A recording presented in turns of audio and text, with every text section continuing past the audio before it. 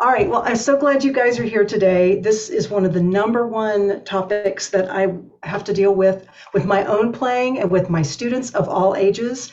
I teach students from everywhere from middle school up through my senior adult students, and I love it. And I know that it's going to feel a little different for everybody as I'm learning, as I age and get older, and things work differently, or we have to be a little more gentle with ourselves. So I'm going to share some things with you that have helped me and helped some of my students, in the hopes that they will also help you to improve your playing. And there was a really wonderful video that came out from Michael Lowenstern on his ear spasm.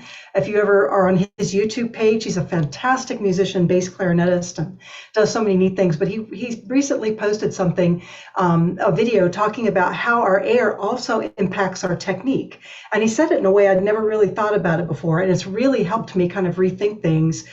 Because as we don't use our air well, we start to tense up because things aren't working, and it ends up impacting our fingers and everything that we do on clarinet. So air is the basic, well, if you're using correct air, it's going to fix about 98% of the issues that we have on the instrument. All right. So this is participatory. So I hope you have your instruments around and things, because I'm going to get you as best you can to try some of the things that I ask you to do. We'll mute ourselves and make our fun sounds and things like that. But if you have questions along the way, Lori is here to help, and she'll kind of let me know if a question comes in, because I'll be kind of involved with you guys right now. So first thing I wanted to talk about is, how do we breathe really, right? We're, especially clarinet players, we kind of grow up in the band program, and they have all these air machines and all these things that we are blowing into to build for marching band and stuff like that when we were younger. Well, what does it really mean now to get good breath? And I find that many of us, including myself, tend to breathe shallowly. So we're kind of breathing from the chest up. And when we do that, you'll often see shoulders rise, right? And you'll find that you're not making phrases as well as you might. A lot of things just don't go as well. You don't have time to make those beautiful tapers at ends of phrases because we just don't have enough gas in the tank, right? So we've got to make sure we've got to get the air in there. And so as we're breathing, I want you to take just a moment. Dan was kind of the perfect setup for this, as we kind of just let your feet be flat on the floor. And I want you just to relax for a second. And I want you to breathe normally, like you normally you're just sitting around breathing, not for clarinet or anything, and notice what happens with your body when you don't try to change anything, right? Because as soon as we put this in our hands, everything changes and we get tense and tight, right? So keep staying relaxed, all right? How many of you, by a show of hands, do you notice when you're just breathing relaxed, your shoulders are not moving? Do you see that? I don't see anybody's shoulders moving. Good. Do you feel anything happening in like your belly region? Do you feel an expansion there? Good. Here's the next step. Do you feel anything happening in your rib cage expanding? Maybe a little bit. That's good if you do. I want you to try something else. Take your hands and put them right here, right below your rib cage. And I want you to lean forward in your chair a little bit and take a couple of deep breaths that way. You should really be able to feel that motion of the expansion of the chest muscles, expansion of the rib cage. And I have two dogs which are in here, and if you see them, they're my children. Okay. All right, so did you feel that? Could you feel, it just makes you aware of what the body's doing. And a lot of what I show you today is to make you aware so that as you're playing, you can start thinking about it. I know that after I watched Michael's video, I was just sitting at lunch and thinking about breathing, or in the car and kind of practicing those things. And I think the more we do that away from the instrument, it becomes more natural when we go to the instrument. So I encourage you to, all those things like the yoga exercises that Dan showed you about relaxing and breathing deeply, those things can help you as well. Right. So what have we mostly been heard? Anybody kind of, if you want to unmute and shout it out, what have you heard? How do we breathe? What has to work when we're breathing? What's the number one word that we hear usually? How about diaphragm? You guys have heard that, right? I grew up with band directors telling me, you got to breathe from the diaphragm, breathe from the diaphragm. Well, the diaphragm's an involuntary muscle. It does not breathe for us. It's just part of the whole system. And you'll notice the title of my presentation is Engage the Cage. So your cage is all of this. It's your whole core going up here, right? That's your cage, and that's what we're trying to work on today to get you comfortable to engage. Because the better engaged the cage, the better the sound, the better the articulation, the better the intonation, the better the response. Everything that we do is better, all right? So, and I got Engage the Cage from Tony Norton from P90X. He talks about that when he's teaching, and I figured this works great for clarinet, so I use that all the time. So thank you, Tony Norton. That's great. All right, so we want to learn the difference between blowing hard and support, because a lot of us hear that. Can you do that for just a second? Just blow some air hard. Right? Now, that's not necessarily going to support a sound consistently, right? Because that air is going to run out. So what we have to do at that point is start to support or engage that cage. So if you think about the whole time we're playing clarinet, we should be thinking about that pushing down and out. And Mary talked about this beautifully in her class.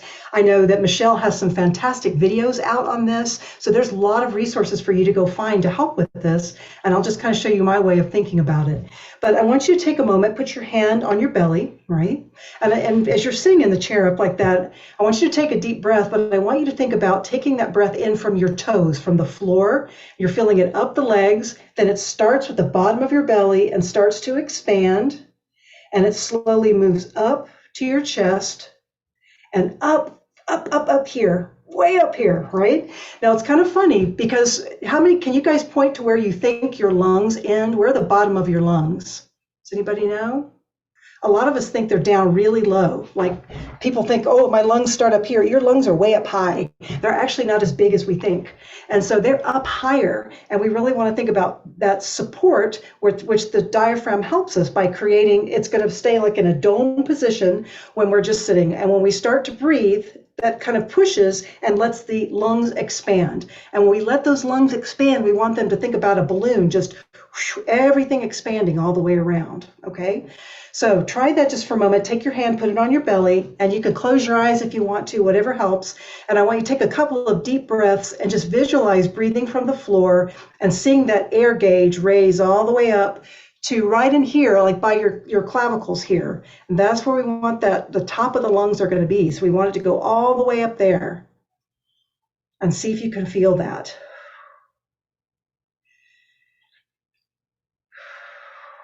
And you should be, as you're doing it, feel nothing moving up in your chest, only down low in the belly.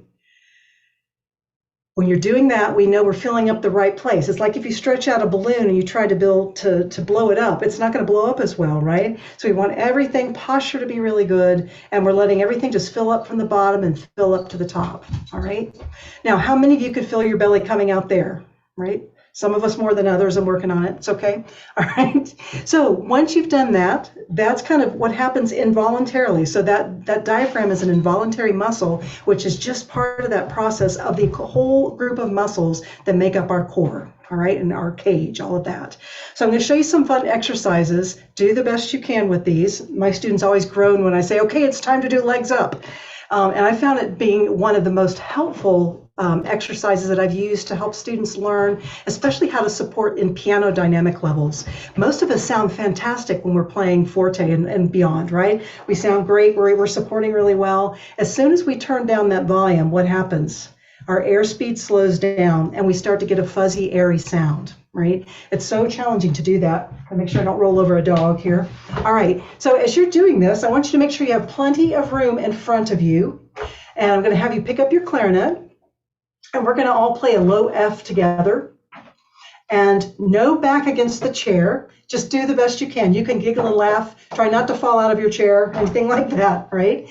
This exercise was shown to me by Chuck West, who is a fantastic musician, former president of the ICA, great guy. So if you ever get a class with him, you will love it. You can tell him you learned this exercise.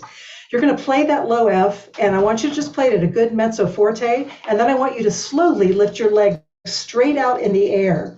If you do not feel this in the bottom of your belly, you're not doing it the right way, you're cheating. So that means scoot up farther on the chair. It should be challenging to do it, all right? If you can't do both legs right now, try one leg. Do what you can, all right? It's not a big deal. So let's try that together. So big breath, and I'm going to give you the signal when it's time to play.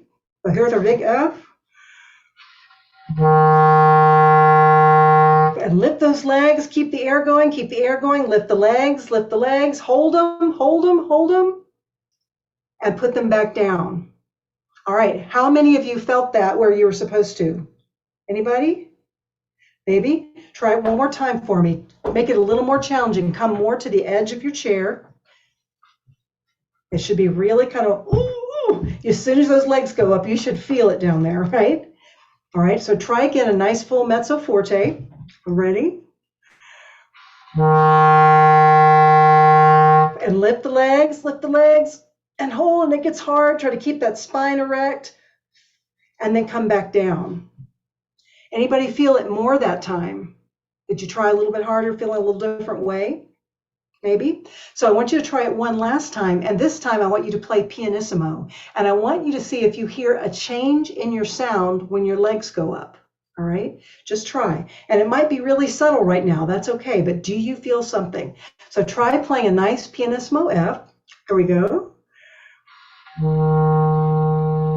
And then let the legs come up, and you should feel more core in the sound, right? And then come on back down. How many of you heard an improved piano that time? Anybody? Okay, good, yay. If even one person gets it, it's gonna make me so happy today. So that's it, that is one exercise. And I encourage you, if you're in the middle of something you're playing, gosh, like that really challenging bossy that we just heard played so beautifully by Bridget, if you are playing something like that, or that Rose etude, oh my gosh, #1 from the 40 studies, that breath support is so important along with the fingers, right? Because if the breath support's not there, the fingers get tense and tight and everything doesn't go well like we want it to. So be thinking about that air being the foundation of every single thing that we do. But if you were to take an excerpt like that, so I might have a student play a couple of measures and say, now try it with legs out. Generally, they're going to see, oh, I wasn't really supporting like I thought I was.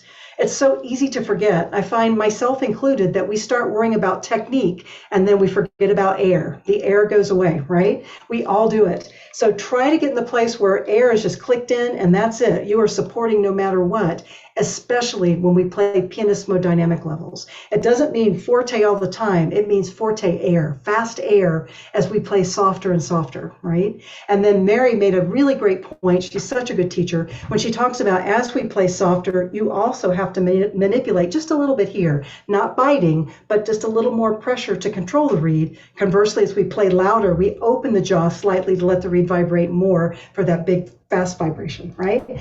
But we need to keep that reed vibrating, that beautiful frequency that keeps a beautiful core to the sound.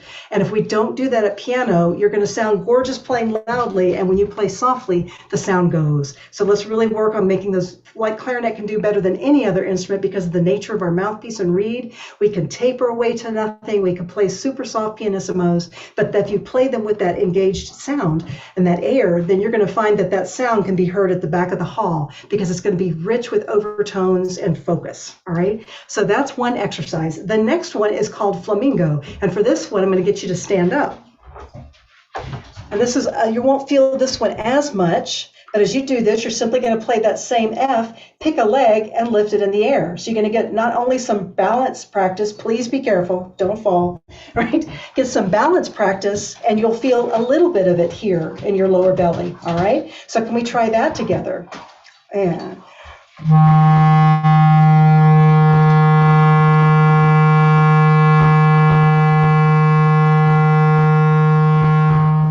yes, out. Oh, my dogs have decided to play. Honey, go get the dogs. Go, out. I have a puppy, sorry. Okay. All right, so that's one. As I said, you won't feel it nearly as much as you did when you play with the seated position, but you will feel it. The next one is holding a piece of paper. So if you grab a piece, if you have a scrap piece of anywhere, if not, don't worry about it, but I will just show you. I do this a lot in class woodwinds, where my students are going to need to learn to breathe and be able to focus on multiple different, woodwind instruments as they're learning to be band directors. So I have them take a piece of paper and go up to a wall. So if you have a place near you where you can do this, and Mary talked a little bit about one way of doing this, but you can take that paper, place it against the wall, and you're going to get about this close to it and try to direct the airstream, supporting from down low, to hold that piece of paper consistently against the wall. Don't get dizzy, all the things, to stop when you need to. But if anybody has the way to do that, try that for just a moment. My students always find it's a really, really good way to make them aware, oh, that's where I should be pushing down and out, right? And it's so hard when we think about that pushing down and out, because we always are talking about relax as clarinet players, relax, relax. So everything Cal Opperman used to say, light in the fingers, tight in the lips. And by tight, he didn't mean biting, but just firmness there. Everything else besides our core should be loose and relaxed. So you kind of have to separate that, I'm pushing the air, with letting go of the muscles. And we learn that through slow practice, because so many of us try to play too fast, too soon. Me too, okay? But that is one exercise that helps really well. And there, of course, I know there's Wes Ferreira has an air revelator out there, and there are, many different people have those different machines that you can use to help, they keep kind of the ball lifted in the air that are showing how long you can support the sound. If you want to invest in one of those, great, but you can do it as cheaply with a little piece of paper, or, doing some exercises on the chair or the floor as well. Another thing we do, and I won't ask you to do this right now, is the musical abs of steel. So laying down on the floor and putting your clarinet in the angle that you're going to play it, you're going to slowly lift up while you're trying to hold that note. And boy, it will be hard, yeah. But that's what we call it, abs of steel. But it also, about 3/4 of the way up, if you do that, you'll find there's my sound, there's my support. So then the trick is, can you sit all the way up and then hold that feeling while you're pushing the air through? So again, remember that, just laying back, making sure that you're holding the horn in the angle that you typically play it, any note that you want, but I would suggest a more resistant note, like your low F or a C over the break, and just try to slowly come up and then hold it for a moment as you can, right? And it's kind of cheating to have somebody hold your feet, but if you have to do that or use the couch or something, just try it once if you can. Even if you can't come all the way up, it's just a really great way to make you aware of those muscles that we're talking about. Another visualization is squeeze the grapefruit. So I want you to take a moment. You've got a big, gorgeous Florida grapefruit, and it is kind of tucked into your belly. And I want you to think about pushing it down, like you're squeezing the juice out of it. So you should feel that, and that grapefruit's just getting squeezed down to nothing. But you're using the muscles down low to do that. All right, so that's something else that can kind of help you. I'm always big on having something to think about to relate it to, which helps me then to go back to the clarinet and think about it that way, and usually it helps. And then a final one that's both very relaxing but also makes you aware of your breath is a yoga pose, which is legs up the wall. And so if you find a space where you can get your backside as close as you can up to the wall, let your legs be straight up and just lay back and breathe deeply, you're going to find that it's not only will you be incredibly relaxed, he often does this at an end of a long yoga class, but it just totally relaxes you, gets the blood where it's supposed to be, and it also makes you very, very aware of your body and breathing. All right, so that's a nice ending way, maybe even when you're done practicing, to kind of do legs up the wall and just chill out a little bit from that. All right, so we talk about support a lot. Support. So, for example, if you have a big piece of wood, and that piece of wood's going to be very strong on its own, but it's not going to be able to stand up on its own. It's going to need another piece of wood there, right? And that because of that gravity, everything is happening, those pieces of wood come together to make that stronger. That's going to support a building or whatever as you start putting these together. The same thing kind of happens with all the muscles that are working in our core. So try to remind yourself again that it's everything working together. It's not just the diaphragm. It's not just the belly or anything like that. It's all those muscles around there that are working to help make room for the lungs to take in more air and then to consistently push it out.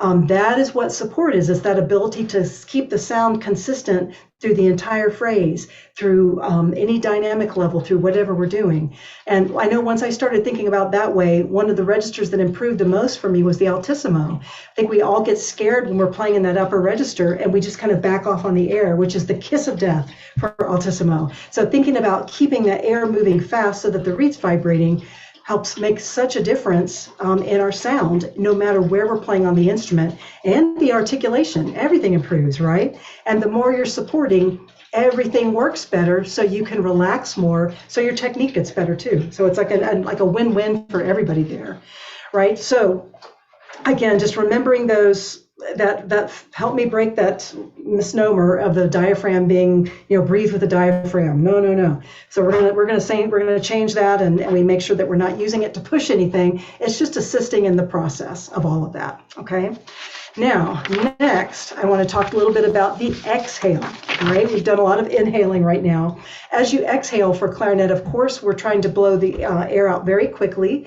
While we're doing that, we're also thinking about voicing, and many of us may think voicing in different ways. You do what works best for you. I'm going to do what was taught to me, with the low register being ha. Can everybody just say ha with me? Ha. Kind of feel the relaxation, feel your tongue kind of being flat. Ha. When that's going to be for about low E to about C, right? Some people even think up to F or G. Mr. Marcellus used to say ha, Diane Barger told me, and with that, he thought about low E up to G approximately. So you find what works best for you in my sound. I think ha, and I think about to C. Once I get to that C, I start to think he. So say ha, he, ha, he. What happens with your tongue? Hopefully you should feel it arch a little bit in the back. The tip comes forward some. You should be able to feel the fat part of the inside of your back molars.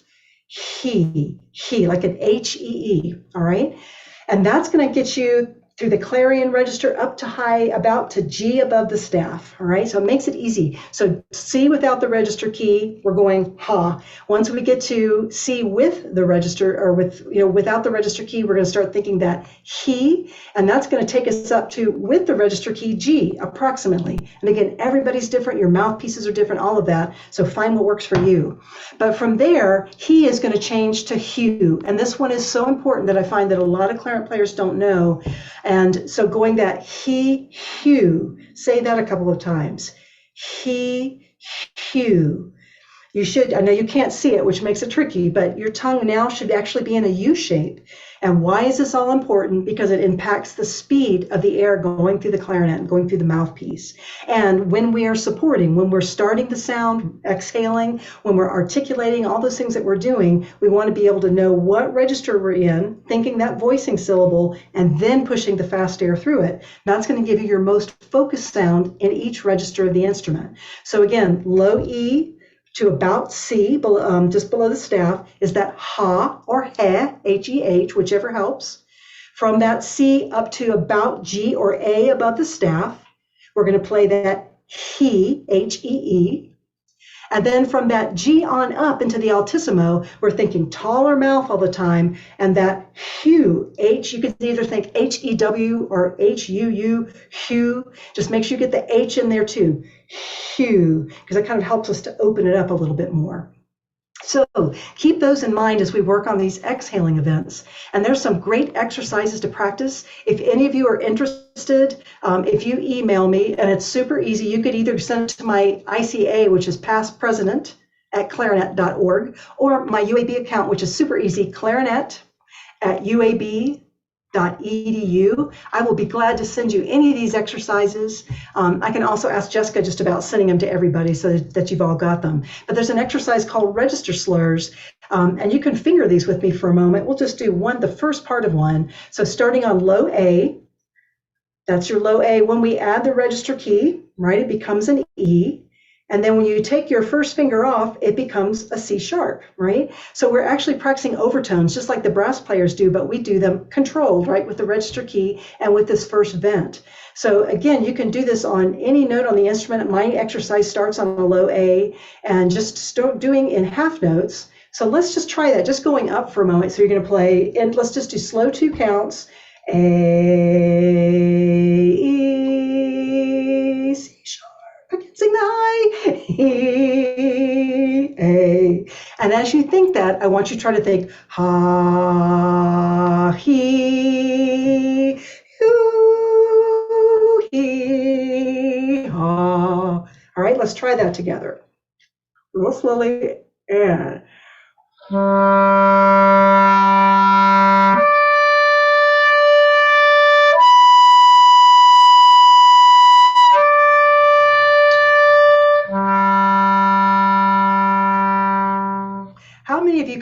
without tonguing any of the notes? Aha, good for you, yes. So the idea is how we're connecting the notes with the air, right? That's what this support is all about. Frank Kowalski, who was at Florida State for many, many years, talked about music is what happens between the notes. So it's all in about how we connect one note to the other. In fact, that Rose exercise number 1 that we heard so beautifully played is a great exercise to work on that concept of that D, trying to keep the air consistent as we go from open pipe to closed pipe or more resistant notes. Right? So I want you to try that one more time and really exaggerate your ha, he, hew, he, ha. Remembering that the clarinet loves to squeak up. It does not like to come back down. So when we start to come down, really think about keeping those chest muscles relaxed. Go back to yoga for a moment. Think about keeping everything loose and relaxed. Let's try that once more for me. Big, big air. Okay, ready?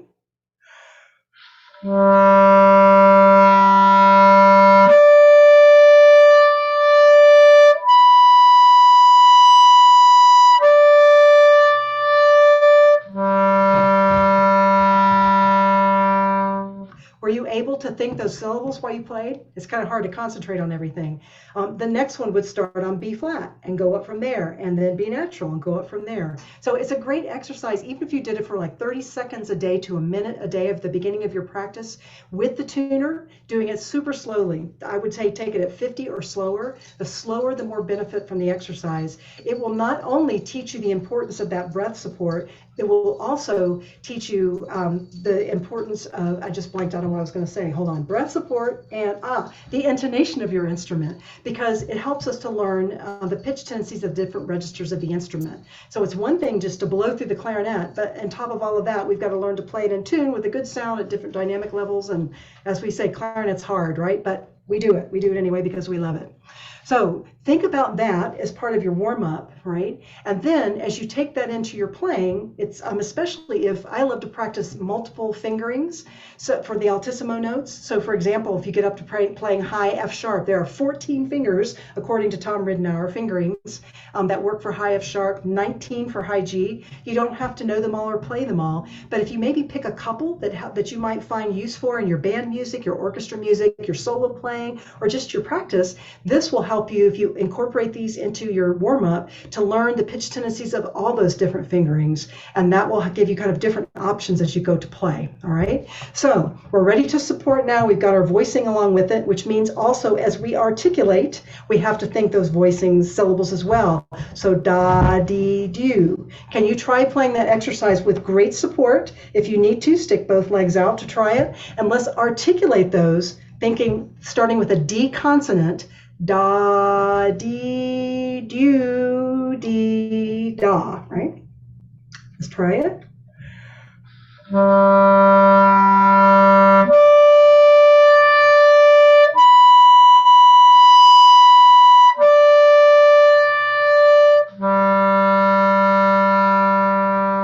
Freeze for a second. How many of you feel your fingers really tight on the clarinet?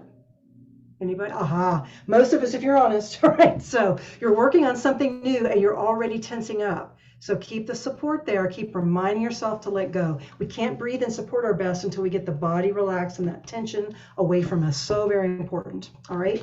I want to talk about a couple of other really great exercises that I learned.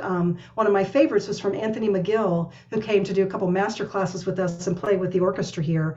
And he called it channel breathing. And some of you may have heard of this before, but this was another eye-opening event for me when he did this, because it taught me that while I thought I was taking in a lot of air, I wasn't taking in as much as I could. So I'm going to have you take a breath in for 6 counts, hold for 4. We're going to sip for 2 more counts. You're going to feel the air come up a little higher, and then hold for 4. And we're going to try to make it to sip a little bit more to get us up to those clavicle bones. So you're feeling all of that air from the bottom to the top.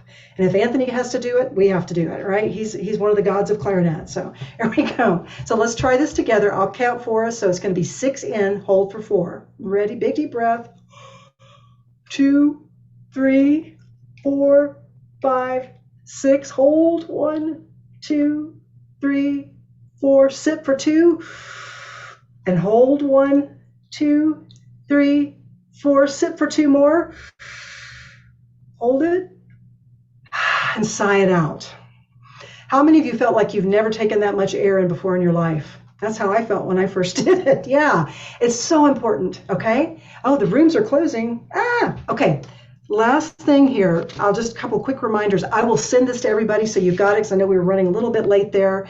Remember, air is free. Use as much as possible, but think about how you're putting it through the clarinet. Be aware of what's going on. Do long tones, and I would encourage you to use long tones and just make it be like an 8-count slow scale going up with the metronome on and the tuner. If you can keep the pitch as you're playing from pianissimo to fortissimo and back down, you know, and you hear that chord in the sound, you know you are supporting it well, right? So keep thinking about engaging the cage, keeping that posture really, really tall. That was another thing I wanted to talk about with, I notice a lot of people too kind of cave in as we play. And if you can make sure that your stands are adjusted to enable you to think like you're a marionette on a string, so that we keep those lungs open and able to take in all that good air that we've been working on. So everything is tall, head is sitting on top of the neck, relaxed with a very slight tilt.